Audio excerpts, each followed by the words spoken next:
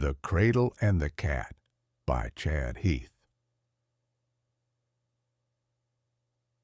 But the rain had not stopped for days.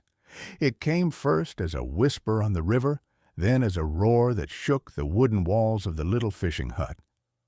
Cork lay curled at the foot of the cradle, his ears twitching to every groan of the storm.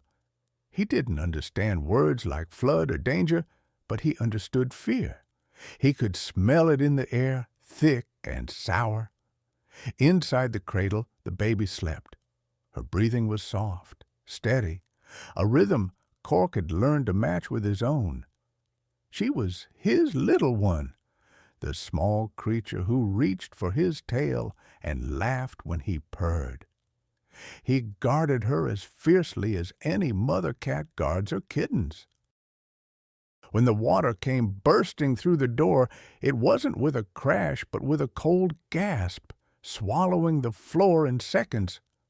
Cork leapt onto the cradle as it lifted from the ground, its tiny legs scraping against the wall.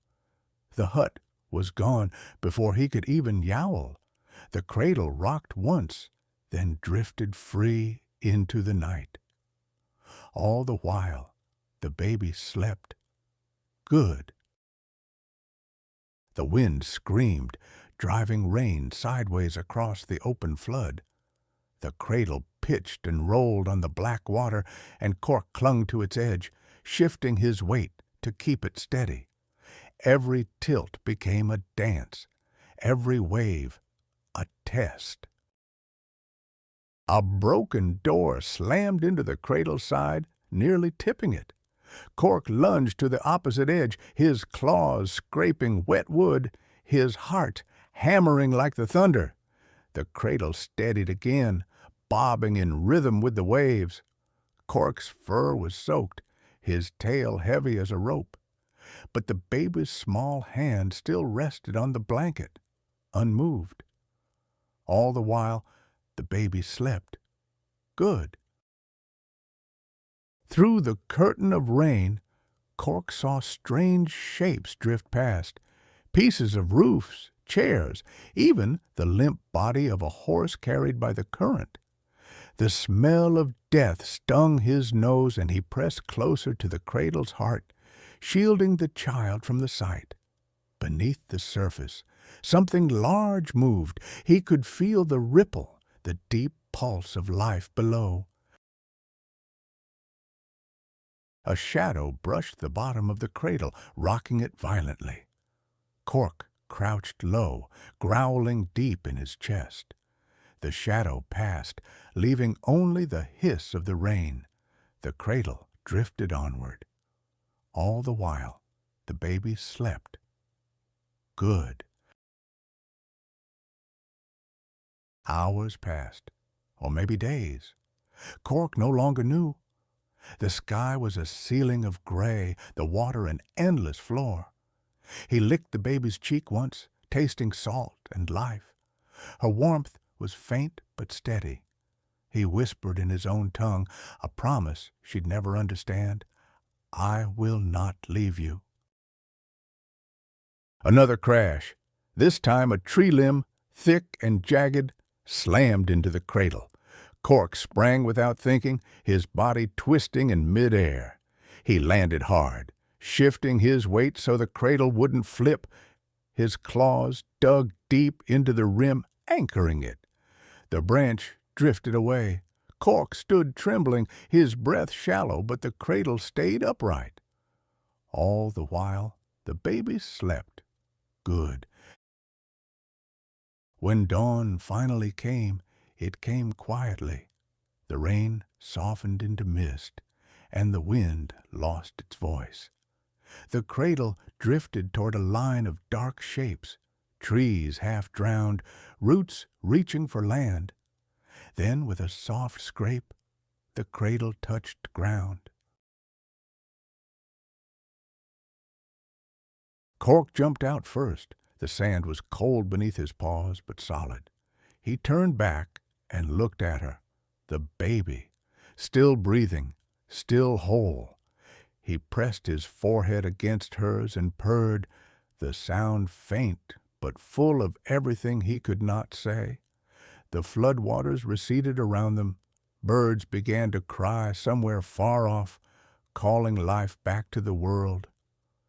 Cork sat beside the cradle, tail curled tight, watching over her as the sun broke through the clouds.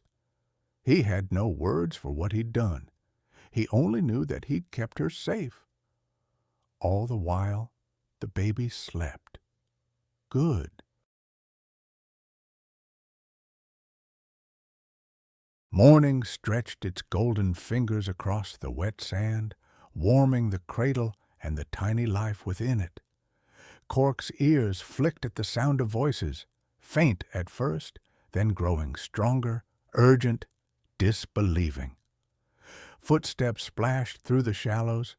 A pair of humans appeared between the trees, their clothes torn, their faces pale with exhaustion and hope. One of them stopped so suddenly that the other collided into him. "There, look!" They ran toward the cradle, waves lapping at their ankles. A woman fell to her knees beside the sleeping baby, her hands trembling as she reached out, afraid to believe. The man stared at Cork, soaked, muddy, exhausted, yet still sitting guard like a soldier at his post. "A cat saved her," he whispered, awe breaking through his voice. Cork rose slowly, every muscle spent. The woman scooped the baby into her arms, burying her face into the blanket with a sob of gratitude. The man bent down, arms open. "Come here, little hero." Cork hesitated only for a heartbeat. Then he stepped forward. The man lifted him gently, cradling the tired cat against his chest. Cork's purr came weakly at first, then steadier, warm as the sunrise. They carried both survivors away from the water's edge, toward the flickering signs of life returning to the world. Later, inside a dry cabin lit by morning light, Cork sat before a small wooden bowl. Steam rose from warm milk inside it. He lowered his head, lapping slowly, his tail curled neatly around his paws. For the first time since the storm began, Cork felt safe. He didn't understand the words the humans whispered, or why they touched him with such reverence, or why the baby, freshly awakened, reached out to clutch at his fur. But he understood this. She was alive, and that was enough. Cork closed his eyes and drank, the milk warm and sweet, his well-earned reward for a night of courage.